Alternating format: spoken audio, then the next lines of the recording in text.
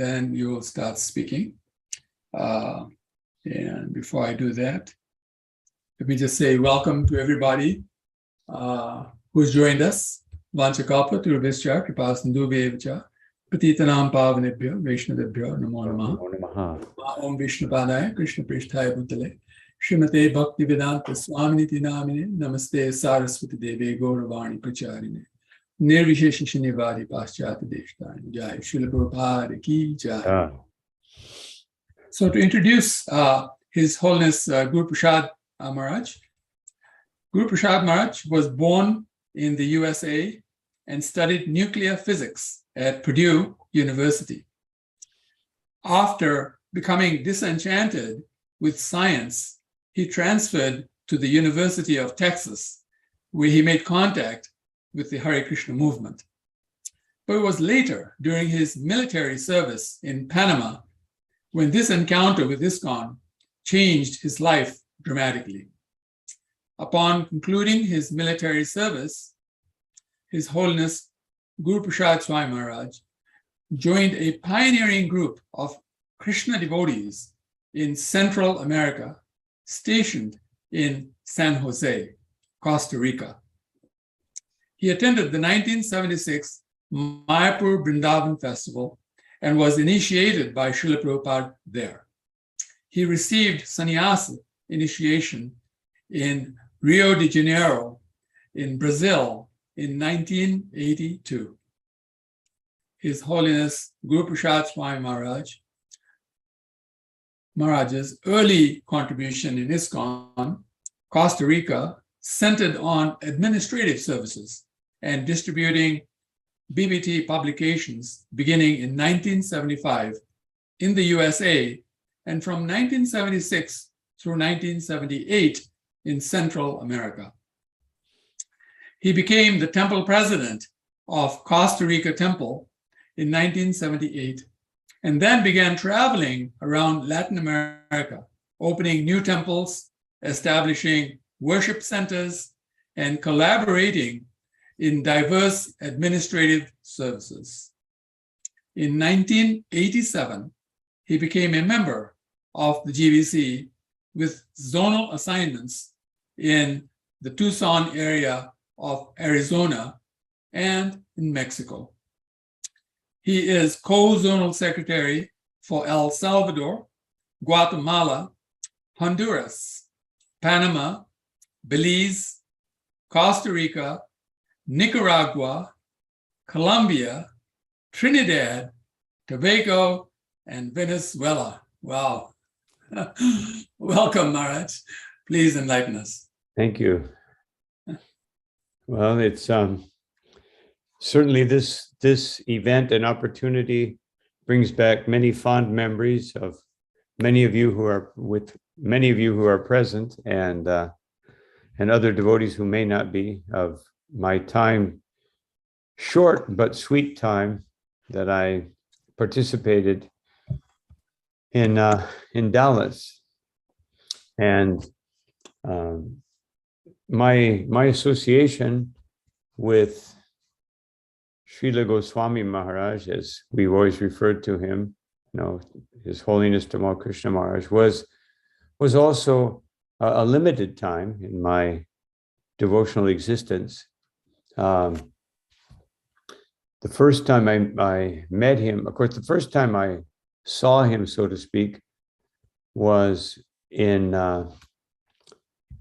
the BTG, and when they first started the bus program.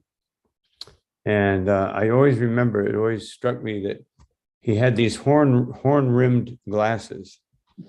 And I thought, someone of his age who wears horn-rimmed glasses must be a very special person. No one wore horn-rimmed glasses except for like nerd scientists and professors or something like that. So I thought, wow, he must be special. So when I got out of the army, I was already doing a little bit of Sankirtan in Panama and Costa Rica when I could get away.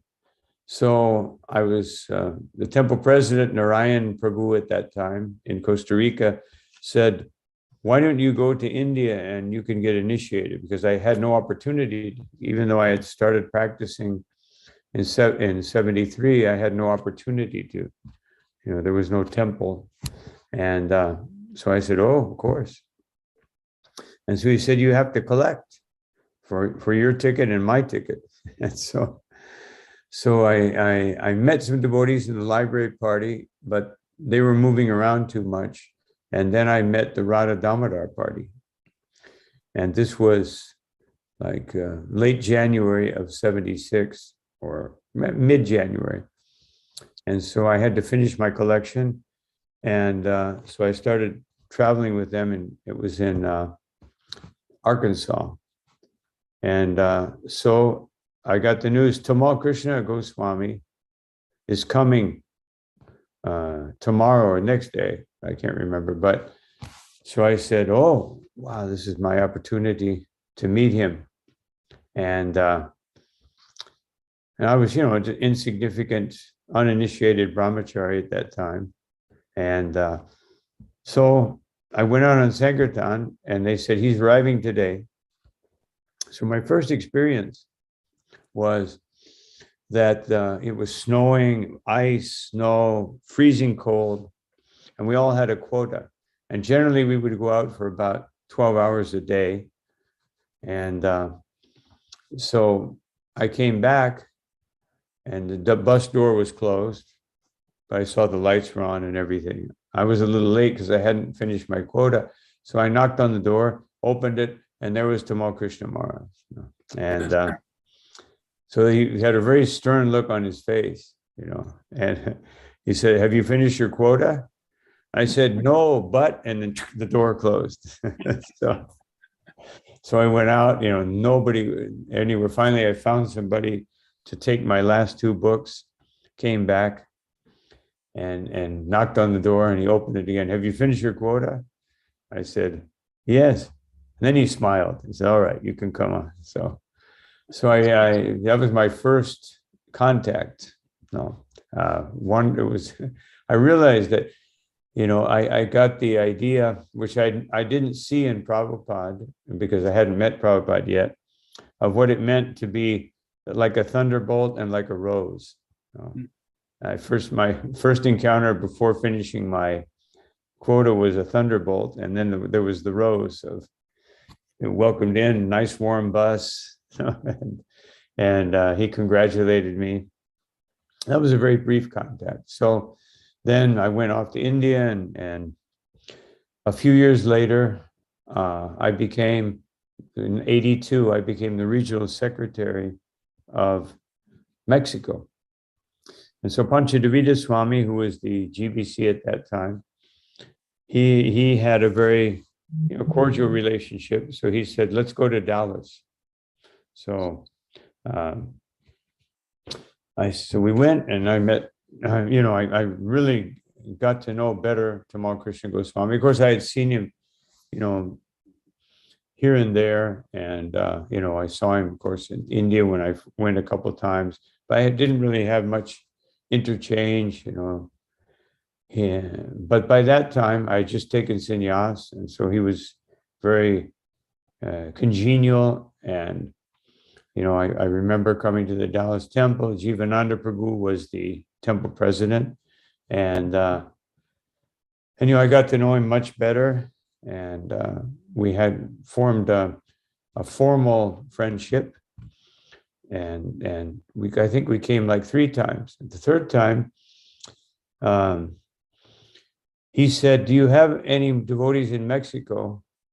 He asked Panchadevita Swami, but he referred him to me, that could come and help the temple. And I said, yes, Maharaj, but sometimes it turns into a brain drain. Otherwise, we lose our best people, because they go from third world to first world is always an attractive opportunity. But I was just amazed. He said, no. If you bring them, we'll give a monthly donation to the temple. And I thought, wow, this is the first time I've ever experienced anything that somebody actually wants to be fair, And so we made an arrangement. We did send some devotees, and he would send the donation. But as many times happens, as soon as they got their green card, it was like that was the end of the agreement. But I appreciated that fairness, in his person, which I didn't experience with other people who were kind of siphoning off devotees here and there, without any contact and any agreement. And so, and then, we got to know each other better. Then, some years went by. It was kind of a turbulent time in our movement with the zonal acharya system.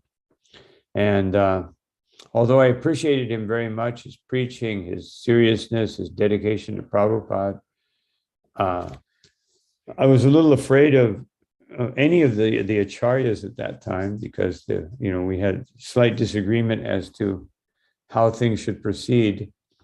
And then I got unceremoniously dismissed from Mexico because I felt like there should be some reform. And so I decided, I went to my parents' house where I had a separate room, and I said, I'm just going to do Sankirtan until this is over with. And then after a few weeks, I got this call. My mother said, this somebody, Tamal, something that is calling you. What? I couldn't believe it. And I took the call, and he said, so what's up, Swami? What are you doing? So I explained. I said, well, Maharaj, with all due respect, I can't accept what's going on. He said, you're right. Why don't you come to Dallas and we'll talk about it? And I couldn't believe what I was hearing. And I said, he was always on the vanguard, and he was on the vanguard of the becoming acharyas. And now I couldn't believe it. And he said, yes, I'm also inviting Mahabodhi. And I said, Mahabodhi? He's like, more radical than I am. He's like, so I said, if Mahabodhi is going, okay, I'll come. So I went there. We sat down. We had many discussions. And the next day, we went into the temple room. At that time, as far as I remember, there were 3 Vyasasans, Prabhupada in the middle and 2 on each side. So he said, from now on, just as we discussed yesterday, the Vyasasana is for the representative of Vyasadeva. It's not a special seat for any individual. Therefore, I'm renouncing my seat. And I'm renouncing the extra seat. We'll do something with them. At that time, there was no book display or anything. We just kind of like put yellow tape, don't cross this line. And so when I was just amazed that he so quickly, accepted, again, on the vanguard of change and progress in Krishna consciousness. And so then he said, why don't you just stay here? You're not so welcome back in Mexico. And so I said, okay. So that was the beginning of our, let me see, that was the 84. So, basically from 84 to 87, I was attached to the Dallas. And so I moved in with Drishta Prabhu in that little house on the corner of Gurley and what's the next, Beacon, I think it is. And so there was a little house there, and we didn't have any air conditioning. So we would just put a fan in the window at night. And then every day, not every day, but almost every day, I would take prasadam with Goswami Maharaj. It was very nice. I really got to know him. And, we had some really, really wonderful talks, and I was happy to be associated with someone who was so close to Prabhupada. He told me so many wonderful things. And of course, taking lunch with him was sweet and sour for me, because he had unbelievable digestion and I had unbelievably weak digestion. And his lunches were like, they required a good level of digestion. And so he would say, you have to take that. No, you take this first, you take that second. He's like, no.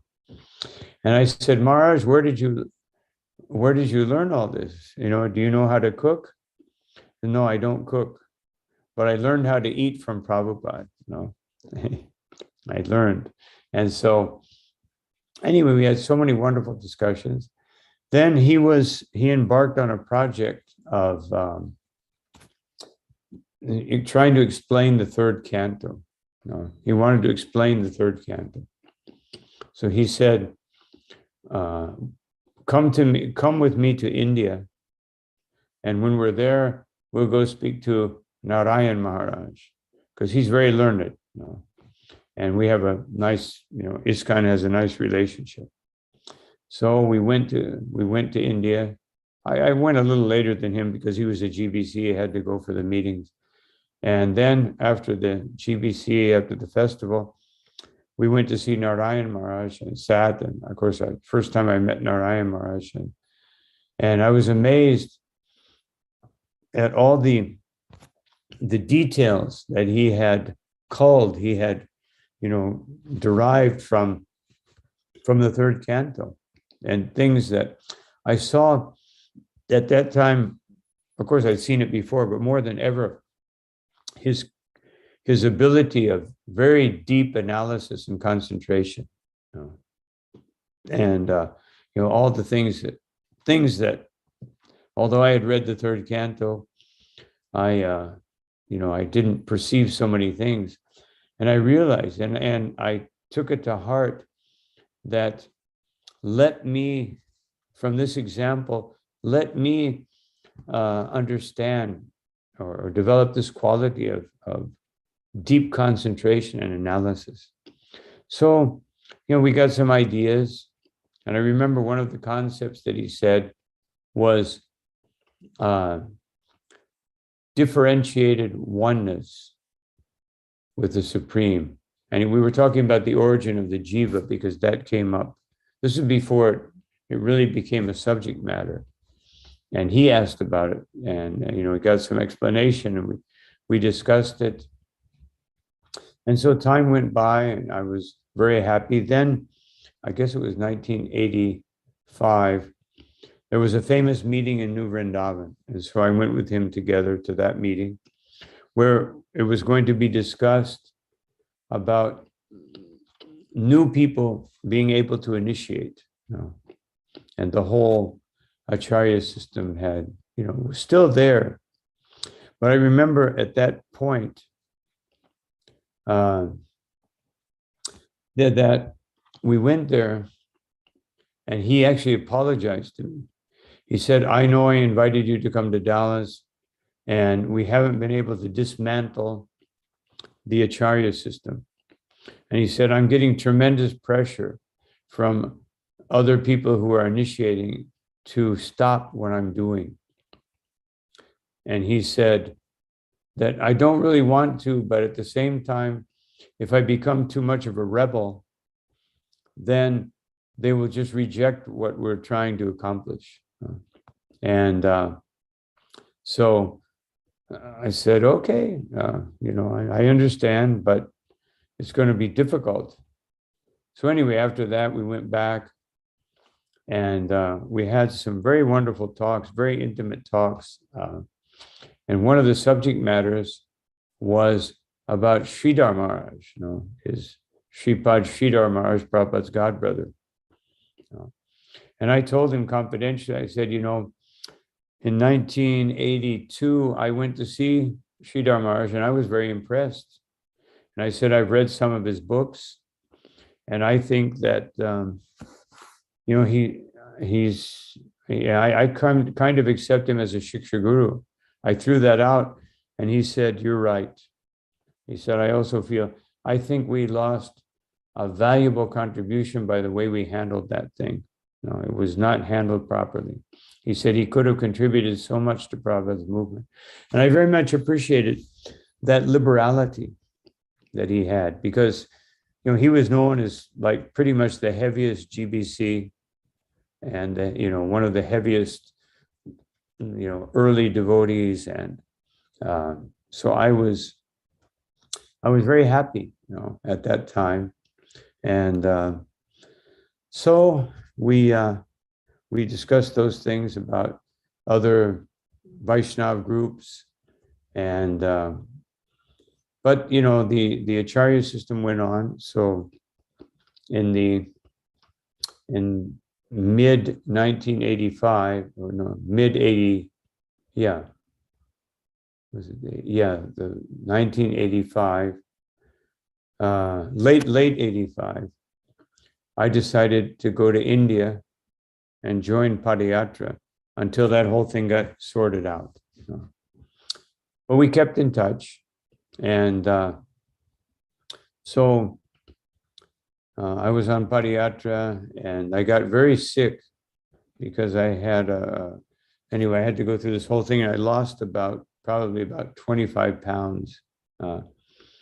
And I got cured by a wonderful Ayurvedic doctor. And then I met Goswami Maharaj in Mayapur, because I had to leave the Padayatra because of my sickness.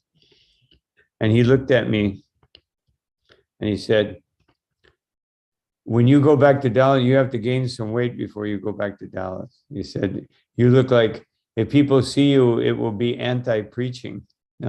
They'll think that we're starving the people. And because although I had been cured, it would take some time.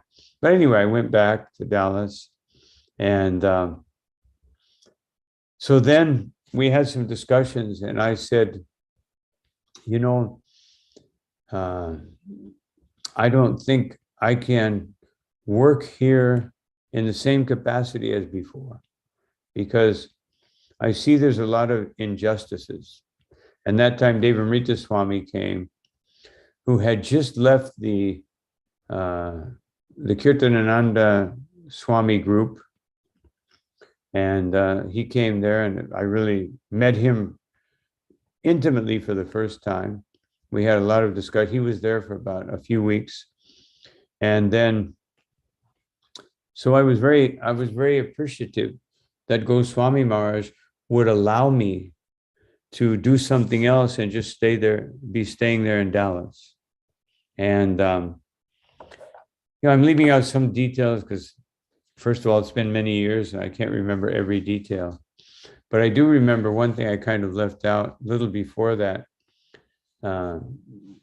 They had purchased a farm in Oklahoma. And so he took me to the farm. We spent several days there. And one of the biggest dilemmas on that farm was that all the deer from all the surrounding areas came onto our farm because they knew we wouldn't kill them somehow. They had that instinct. And so we had like literally hundreds or maybe even thousands, because it was a very big farm. And we had hundreds and maybe thousands of deer. So we were having daily meal. What are we going to do with all these deer? Because they were eating everything, eating the flowers, eating the trees, eating the bushes, eating the seedlings and the vegetables.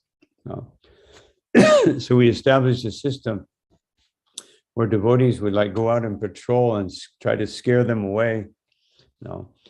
But then I brought up the point to Goswami Maharaj, but if we scare them away, we're sending them to their death. Because as soon as they get off of our property, they're going to get killed. And he said, I remember this, he said, quoting the first verse of the second chapter of Bhagavad Gita, you're lamenting, you're lamenting, first and second verse, you're lamenting for something. Deer are supposed to be killed by Kshatriyas. But then I argue, but these people are not Kshatriyas, they're Shudras. So we had a long debate over that, should we scare away the deer? Is it okay? But he said, and then finally he said, we have to follow Krishna, that we don't lament for the loss of the body.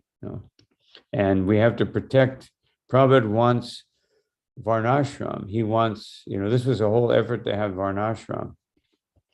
And then another thing I remember there, he said, so I want you to spend more time on the farm, and help, try to help develop it. there was a devotee there, Bhakti Saranga Maharaj, who was kind of in charge at that time of the farm. And he said, he needs some help. So he said, so you'll have to use a horse.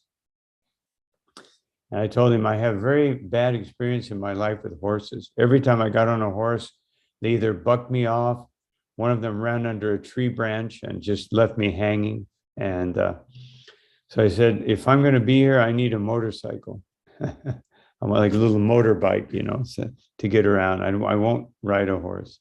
So we had a long debate, horse versus motorcycle. But in the meantime, I think he realized that I wasn't meant to be on a farm. And I said, I'm sorry, Maharaj. He said, don't worry, I'm also not meant to be on a farm. So it was just that, I mean, even though he could be very heavy, and anybody knows that, whoever dealt with him, he could be very heavy, but at the same time, he could be very understanding and compassionate. But he wanted to make sure that compassion and that understanding was a product of an analysis, a deep analysis. He was so analytical. I have a little bit of an analytical tendency, and it was just so nice to be with someone who also was like that. Very little sentimentality. Although he had wonderful sentiments, but no sentimentality at all. It was like he was trained by Srila Prabhupada to be objective, and Prabhupada appreciated that aspect of him. Although I never saw it personally in relation to Srila Prabhupada, although when I was in Mayapur in 76, I had the opportunity to stay right next to Prabhupada's room. And I would peek in and see, when he was Prabhupada, at that time, 76, he was only dealing with leaders. He wasn't dealing with new devotees. And I noticed that the one person who was in his room almost all the time was Tamal Krishna Goswami. And so I was very, and he was very understanding. I told him, that there are certain injustices in our movement. I started working with Guru Gauranga Prabhu, who was the Minister of Justice. And so he asked me to help him to be kind of an investigator. There were some anomalies with Kirtanananda Swami and some other things that were going on that were really not so palatable. And so he said, yes, just make Dallas your base and you can do these things. It's important. And I, again, appreciated his understanding, because generally speaking, he didn't want people to be there who had another agenda. And he didn't want them to be in, he wanted, he wanted a tight-knit community. And also another thing we discussed a lot was establishing a type of varnashram in a community that was not like hardcore varnashram, but really empowering the grihastas. He wanted the grihastas to be empowered.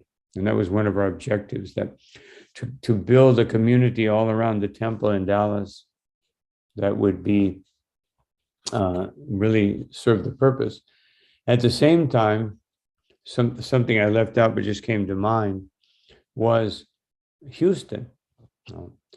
Because when I first came to that zone, and I did forget to mention that actually before I came, because I used to go to Houston regularly, when they were in Rosalie Street. And of course, I met Goswami Maharaj many times there. I wasn't working with him yet fully. And then when I started working with him, we had that small church, which is now where the restaurant is in Houston. And that was our temple. And it was a pretty rundown church. And it had the, what do they call that? The annex. And that's where we would all stay. And then he fixed it up so nicely. And I really appreciated that. That was the first time I really saw how he, took this old dilapidated building and made it so beautiful inside, that first church when it was still a little church building. And then, of course, he fixed it up very nicely. The annex was fixed up very nicely. And then came the plan for a big temple. And I didn't stay, of course, it took some time to collect for that money, for that temple.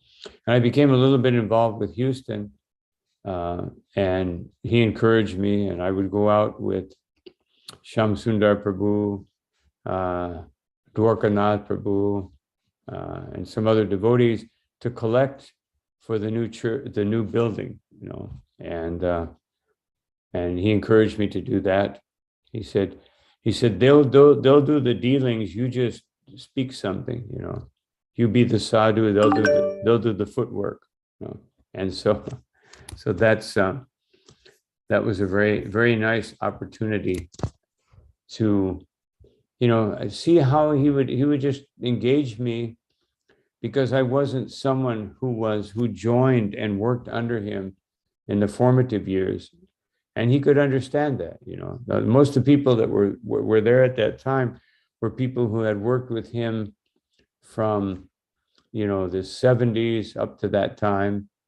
And he could understand I was different. I grew up in a different atmosphere. I had a different outlook. And so anyway, then going back to, we were doing all these investigations. I found out some things, and I told him, because I told other GBCs, and they wouldn't believe me. No. And when I spoke to him, I said, look, these are some things that I have discovered. And he immediately supported me. Unfortunately, in some cases, it was a little too late, but I really appreciated how when you had a tight relationship with him, he would share confidence, and he was very, very accommodating. So then in 1987, I kept working with the committee, the Justice Committee. 87, I was in India already for the GBC meeting. And then 87, I became a GBC. There was the famous, some of you know about it, 50-man committee, which was to try to analyze how the movement will go forward, how we will stop the Acharya system, and, just really open up ISKCON. And again, I was there in India with him, and he was very, very accommodating. He was very accommodating. He was, he always, not only was he on the vanguard, but he would set the mood for whatever was coming in. And he just had that leadership ability, which was amazing. So then in the next few years, of course, I became GBC of Mexico and other places that I'm still GBC of. And, I would come to see him as often as I could. I always considered him one of my Shiksha gurus, especially in how to get things done. The how to get things done Shiksha guru, and I always appreciated so much his good, sober advice on how to manage. I told him, I said, I'm a new GBC. I don't know what I'm doing, and you're like one of the most expert devotees I know. And he would always take the time to accommodate me.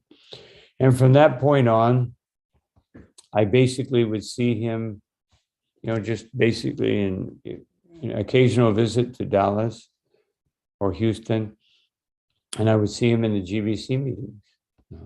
And it was always very nice. And one unfortunate thing that happened, I've never really mentioned this before, except for to Giriraj Maharaj. One unfortunate thing that happened was one of the devotees who was previously in Dallas as the temple president, he became very much influenced by the Ritvik movement. And then those persons started this whole idea of Prabhupada was poison. So, of course, I never believed that. But they convinced me, myself, and Ambarish Prabhu to listen to this supposedly revealing recording that would show, that would prove it. So we sat there for like half an hour listening to this thing again. It was like the super equipment. And he said, "Did you hear it?" I said, "No." Like 25 times. "Did you hear it?" I said, "Well, all I hear is blah, blah, blah, blah. No, blah, blah, blah, blah. I don't hear anything." They said, "No, this proves that Tamal Krishna Maharaj was one of those people." And I said, "I don't believe it. I don't hear anything. I don't believe it." And I made the condition that if I was going to hear that tape, it's on the condition that no one is being accused. It's just an exploratory thing. But unfortunately, one of those people who didn't like Tamal Krishna Goswami told him, "Just see, Guru Prasad Swami also has, he knows that you were one of the ones." So that kind of strained our relationship. Although I never said that, I never thought that. But because we were so separated by time and distance, it kind of strained our relationship. And of course, I would still come and see him, but it wasn't like before. And then, but I still, and then he started having in Mayapur these kirtans, trying to, really help the devotees understand that we really have to become absorbed in the holy name. I was very much his conviction. The last few years that he was with us, he was very much into this, and he would invite God brothers, and sometimes he would just invite a few God brothers, sometimes more God brothers, sometimes he would invite many leaders and devotees in general, and they would have these wonderful hour and a half, 2 hours, sometimes 3 hour kirtans, just trying to be absorbed in the holy name. And that became, again, another vanguard offering to the movement. And it kind of became the beginning. I would say he planted the seed of sadhu sangha gatherings, of just really trying to be absorbed in the holy name. It wasn't, before that, it was all like Sankirtan, let's go out and distribute books. We have to do this, we have to do that. And I really, really appreciated it. And I went to a few of them, and our relationship gradually started, warming up a little bit more. And then, unfortunately, the fateful day when he left us, that very morning, or the night before, I thought, I have to go talk to Goswami Maharaj. I can't, we had such a warm, wonderful relationship. I need to go see him, and so I decided that, tomorrow morning, because I didn't know he was leaving Mayapur.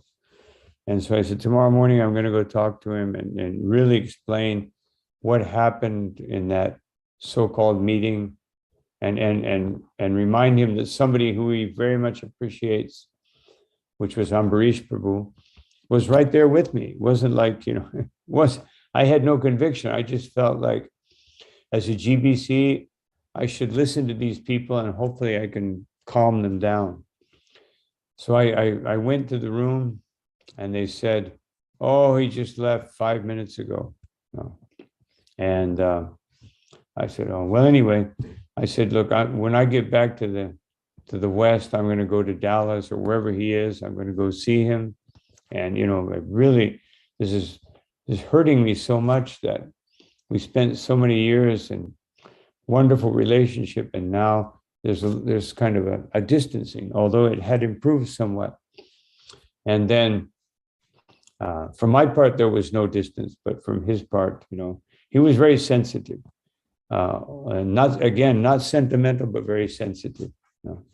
And because he really relished close, intimate Vaishnava relationships, very much relished these things. And so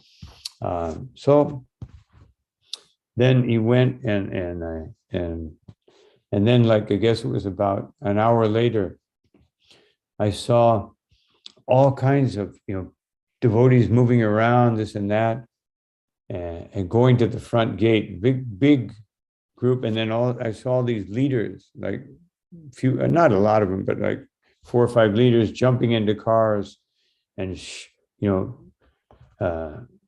just full velocity going out. And I said, what's happening? No. And so then I started asking devotees, and finally somebody said, you haven't heard? No.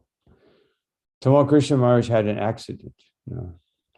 I said, well, where is he? I want to go. Where is he? He's in a hospital, but he's unconscious. He's in the hospital.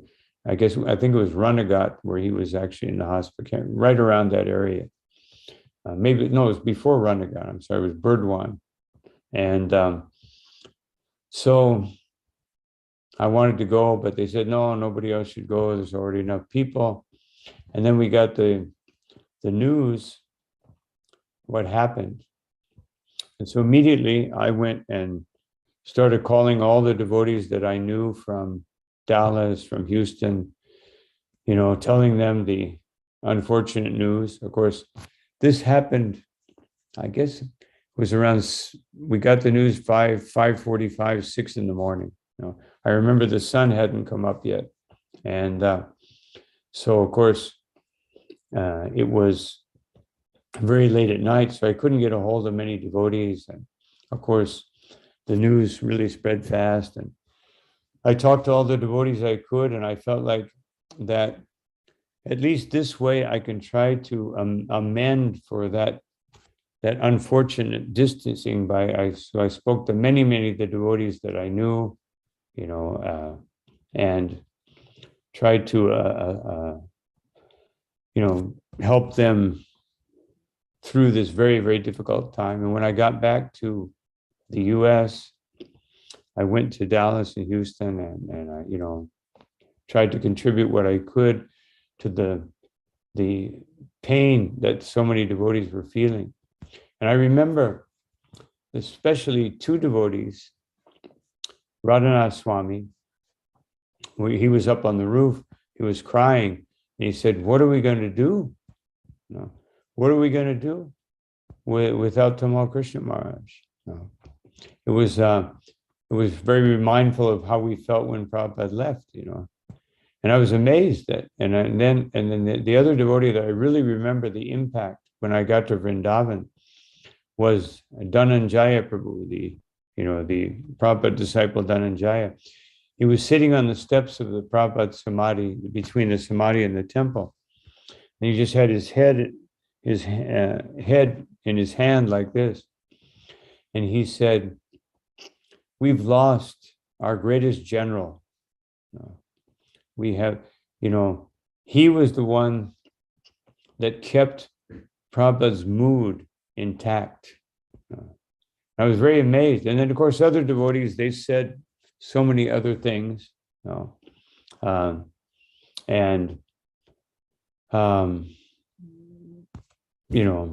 was just impacted by those 2 very, very senior, conscientious devotees, and then one devotee after another, we all felt like, it was almost like a revisit of Srila Prabhupada's departure, in one sense, that, this such a great devotee, and, it just went on and on and on.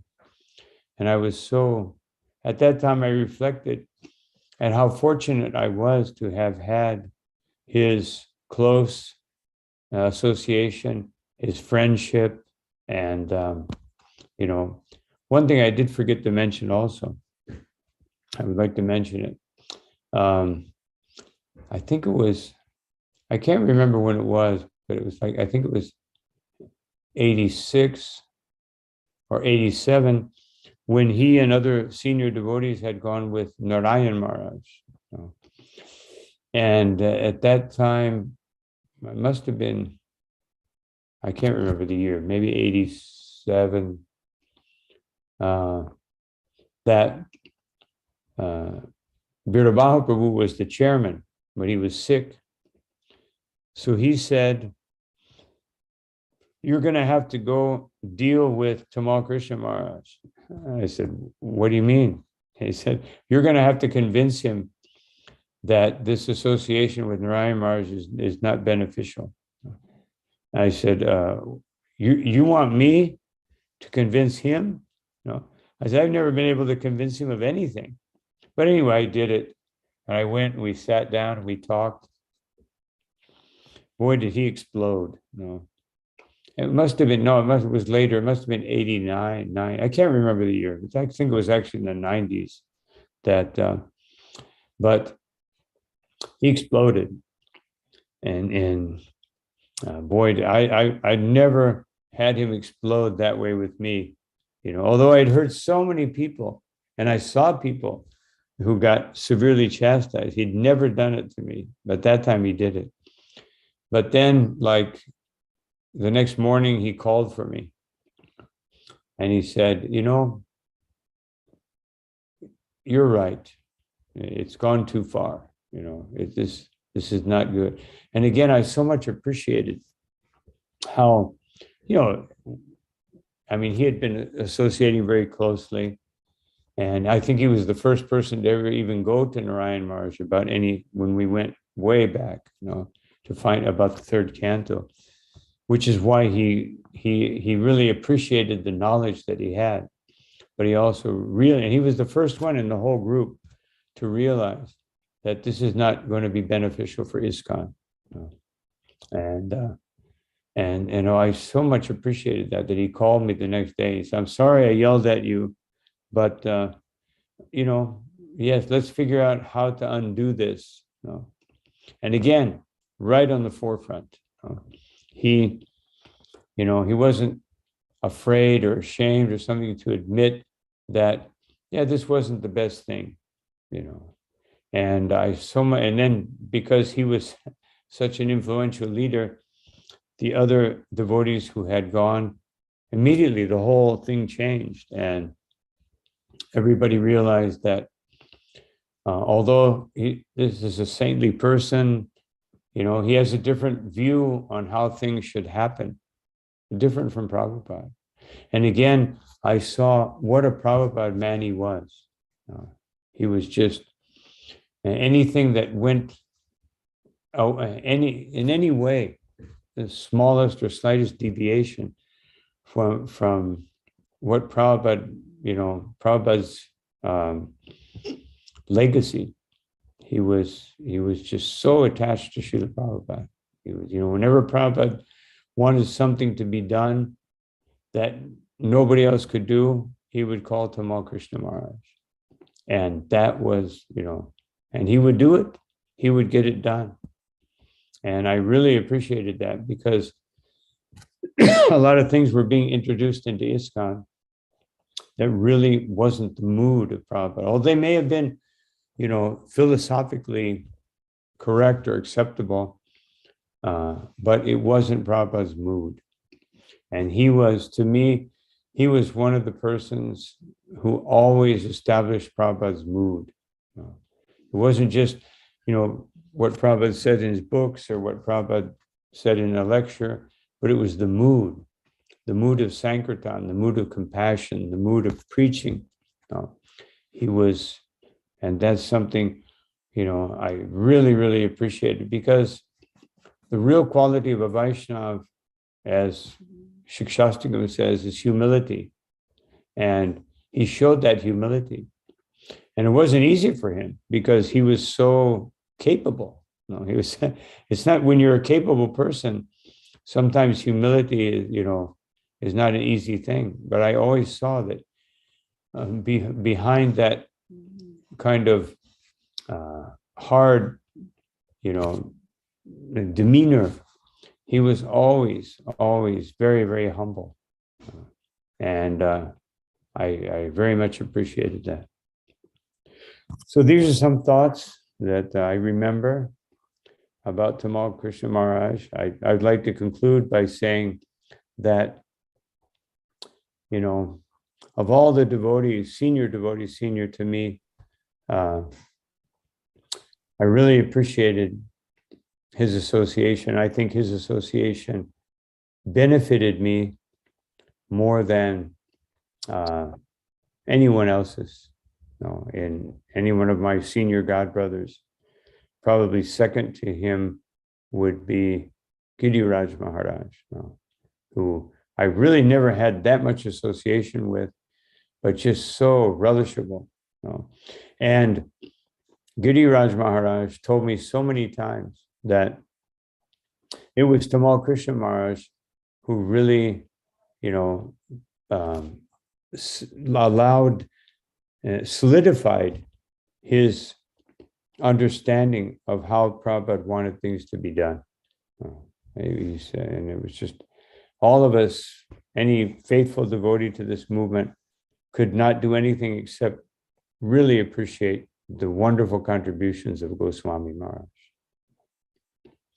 So those are some memories that I have. I shared some things that I haven't shared before because I think it's important, that we see the whole history and see how even when things become a little turbulent, the real quality of loyalty and of dedication to Srila Prabhupada is correcting the course of action where the movement is going.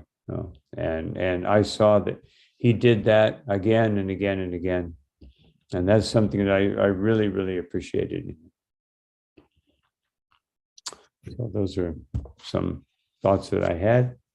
Thank you all very much for listening to me. Thank you so very much, Maharaj. I mean, that was really wonderful. I'm going to open it up for others if they want to ask you anything. But before I do that, I personally wanted to say that there's an understanding amongst Vaishnavas that when a devotee has been offended, that the disciples of that devotee are the dust at the lotus feet of the spiritual master. And even if the spiritual master forgives somebody for the transgressions, the disciples never do. The disciples actually continue the unhappiness. So in our case, Maharaj, I can say very safely that all of us disciples of Tamal Krishna Maharaj have nothing but real love for you, true love for you.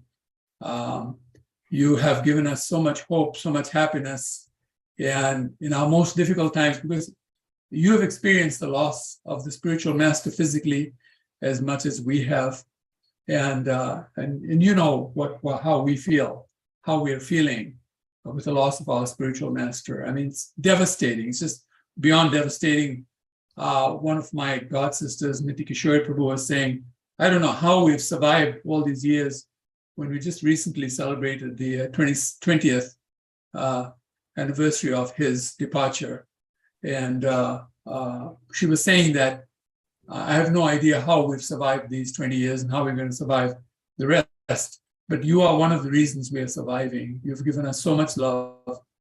You've given us so much happiness. A realization dawned on me as you were speaking, and that is that it is true that a Vaishnava never leaves, that a Vaishnava always is around in sound like that. And that I think if Tamal Krishna Maharaj was here today, he would not feel the slightest tinge of unhappiness with you, Maharaj. He would not feel, he would understand that, yes, people will sometimes say things to people and cause differences amongst devotees that are absolutely false. The rumors are absolutely false. But unfortunately, in this world, our brains are negatively biased, and we tend to believe things that are not true quite easily. And it's not that I'm saying my spiritual master was like that, but the fact is that that's just very natural that happens. And unfortunately, the type of pain that you're going through, feeling that, I wish we could have mended that part of that relationship and gone back to the relishable relationship that existed prior. But that exists now. I'm very certain it exists now, Maharaj. And we, at least from our side, from the disciple side, let me say with a very strong voice, we love you very much. There is not the slightest tinge of concern, doubts, etc., that we have in our relationship with you.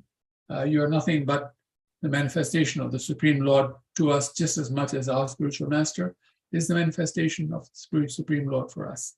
So thank you so very much for pouring your heart out, for all the blood, sweat, and tears that you have shed for Srila Prabhupada, because the zones that you are managing are the most difficult zones on the planet.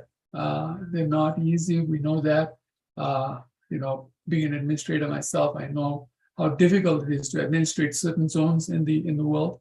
It's difficult to administrate any zone, but some zones actually take the cake. They're like the most difficult zones. And how you've survived, I don't know. You're still living, but it's the pressures that you are under, and surviving those pressures. And all we can say to you is, thank you so very much for your love for Srila Prabhupada and your love for all of us. Thank you very much. Hare Krishna. I would also like to say on that, Goswami Maharaj was being attacked very severely at that time. And that's why he just became upset. And I really didn't have time to, because you say my zone is very demanding. And I didn't have time to come and spend time with him, which I would have loved to. But then I realized that I need to do it. And I spoke to Giriraj Maharaj about this. And I said, what can I do? And he said, just try to serve those devotees, meaning all of you. And I love of all of you very much, and it wasn't that I thought, now I have to serve them, but I said, let me try to serve them as best I can. And that will be, if you can serve if you pet the dog, then you immediately become endeared to the master. I don't want to use the dog. Let's say horse or elephant. That's true. The dog is true. We're puppies. Well, yeah, we're not even dogs. We're all Krishna's dogs. Even Bhaktivinoda Thakur said our Tulsi Ma is like the dog collar. But I also appreciate all of you very much, and I always have. And I also appreciate how Tamal Krishna Goswami, he was the one person in my life who solidified more than anyone else an understanding of Prabhupada's mood. I know that for a fact. That there's never any doubt in my mind. I never saw. There's other people who had intimate association, but it didn't have the same impact in my life as my. Unfortunately, it was a short period of my life, just basically 2.5 years, and 8 months out of those 2.5 years, I was in India, and so it was a very short time, and just like it says in the Bhagavatam, Tuliyama lavanapi naswargam napunarbhavam bhagavat sangi sangasya, that even a moment's association with a pure devotee or super inspired devotee. Prabhupada sometimes gave the example of poison. If you get one drop of poison in the body, it's to show the power of the holy name. And so I felt that way with Tamal Krishna Maharaj. Just that moment of association filled my life with a real understanding. I could read Lilamrita, and I could, my brief experiences with Srila Prabhupada, but really his association solidified that in my life. Thank you. So wonderful devotees who are with us today, please unmute and ask any questions that you might of Maharaj. Had to grab my water. Yes. Devotees, would you like, anybody would like to ask, please unmute and Maharaj, Shaibya here. You were in Dallas during the 85s and everything. So, like, did Gurudev taught you how to do management, or what was his vision for Dallas temple itself? Like, you have seen Dallas in the 80s and now at 2020. So, like, how was that whole transformation, or did he plan with you, or was there any ideas he imparted to you that what he want to see Dallas of? Well, I mean, I wanted to, at that time when he left, I wanted to contribute more to the yatra that he left behind. But my responsibilities, because, you know, I had only been a GBC at that time for 5 years, 6 years. And, you know, I was, the zone that I took over, it wasn't just a difficult place, but the previous GBC left and went to another Gaudiya Vaishnava mission. When I got to Mexico City, there was 5 devotees and, you know, like 20 deities and no money. And, you know, the whole zone was devastated. There was nobody anywhere. And so, you know, I was just starting to recover the zone. So as far as what was the general mood was, of course, that, you know, Giriraj Maharaj and Ritadvija Maharaj, who had formed a very close relationship, and his relationship with Goswami Maharaj really began to really solidify, as far as I remember, when he was in London and, you know, just a little bit before that, and when he had his operation, and Ritadvija Maharaj felt such closeness and appreciation that he went and stayed with him. And so the point is that those devotees who had been closest to him were the ones that pledged to come and help and contribute. And of course, I would have loved to have done that. It's just that I didn't have the opportunity personally. I just remember the first GBC meeting that we had after Goswami Maharaj left. By that time, because he left right after the GBC meeting. I mean, he left literally like 1 day or 2 days before the meetings, after the meetings ended. So we had to wait pretty much till the next year to even meet again, you know.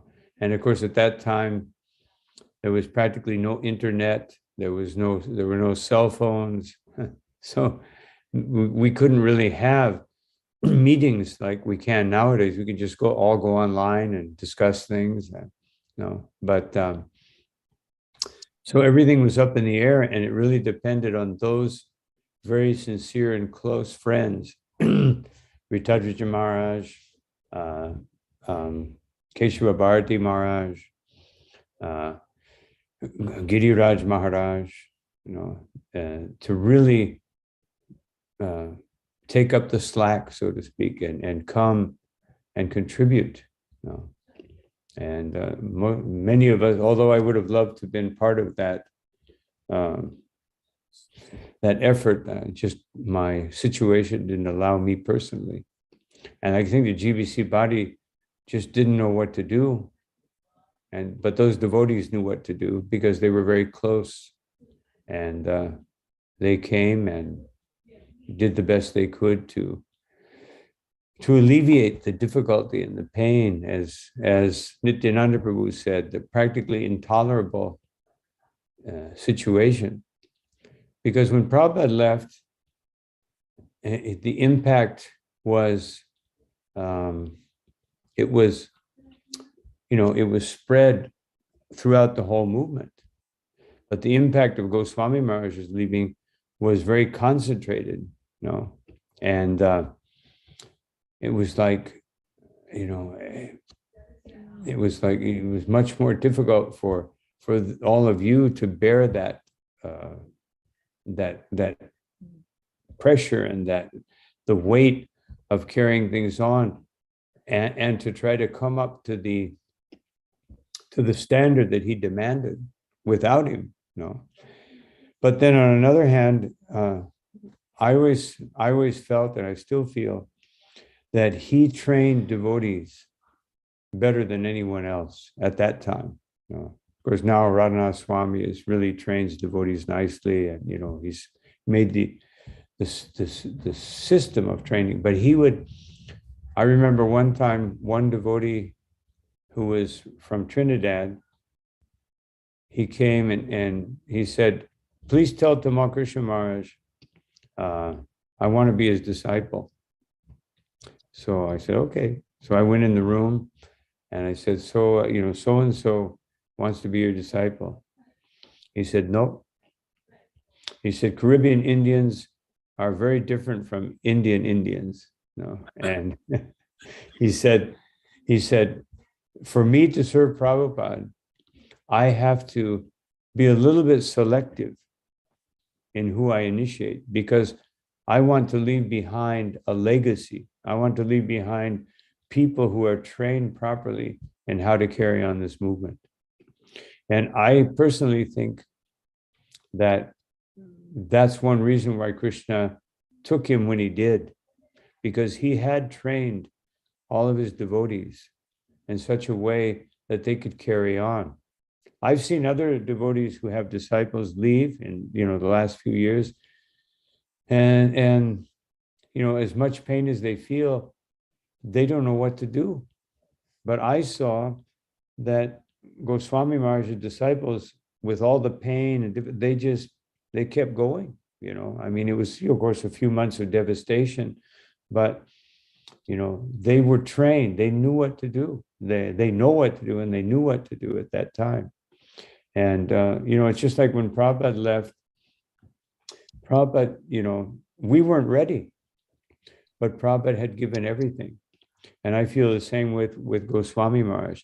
He had given sufficient training and experience to his disciples that they could carry things on. Not only could they carry things on, but they became very prominent in helping the movement. And otherwise they wouldn't have been able to survive. We wouldn't have been able to keep Dallas and Houston together. Those were big projects, big projects. And anyway, I definitely feel that, of course, sometimes we have to leave according to destiny, but there are cases where, Krishna takes someone prematurely, from our point of view, premature. Nothing's premature for Krishna, but that it was very much Krishna's plan for this movement, and not only his disciples, but many of us and other devotees, we even had more of an intimate relation with him to force us to take up more slack, in the movement and keep Prabhupada's legacy intact. So as painful as anyone's disappearance may be, it's always part of Krishna's plan, and to strengthen the movement by forcing us to come up to the standard that needs to be there. And what to speak of when all the Prabhupada disciples leave.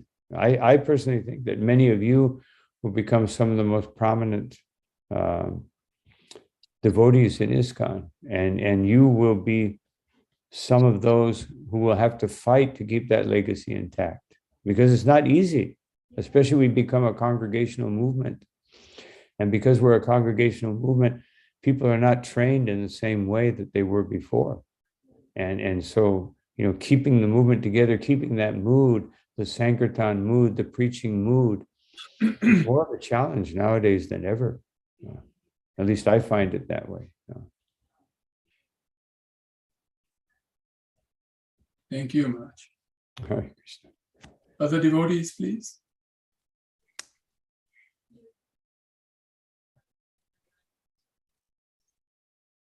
Otherwise, Maharaj is, thank you so much for your time, Maharaj. I mean, this is very Thank you valuable. all very much You for know, your time and I your personally- service and your dedication. thank you. Personally, I know how busy you are and how difficult it is for you to put aside this amount of time for anyone. But you did that for us, and again, a sign of your love for us. We really appreciate it, and everything that you have said helps us a lot. And as I said, these recordings are going to go into posterity hundreds of years from now, where people look back at this movement and say these were the devotees who struggled in the beginning, because the struggles are now, but I don't see the struggles in the future. I see that devotees will actually get it together and become better and better all the time. And over a period of time, the movement will become so well established that people will wonder, when did the Hare Krishna struggle? You know, there was no struggle. They'll think it was fairy tale, you know, that they struggled at some time. But when they look at these recordings, they'll realize, yes, there was a struggle. There were issues at the time. And they went through all of these difficulties, holding their heads high and staying very faithful to Srila Prabhupada and moving forward like that. And so thank you, you being one of the leaders who is actually helping us do that. Thank you so very much, Mark. Well, for all of you, any time that I can take is, you know, always available. Thank you. That's for sure. Thank you for your time. I wish I could spend more time getting your association, but as you say, my zone is definitely not one of those better established places where they're not feeling any struggle. Yeah. Thank you. We're all still struggling too. Thank you so very much, Martin. Thank you all, everybody. Vanchakalpatirabhascha kripasindhubheva patitnam pavane Vaishnavyo namo namaha.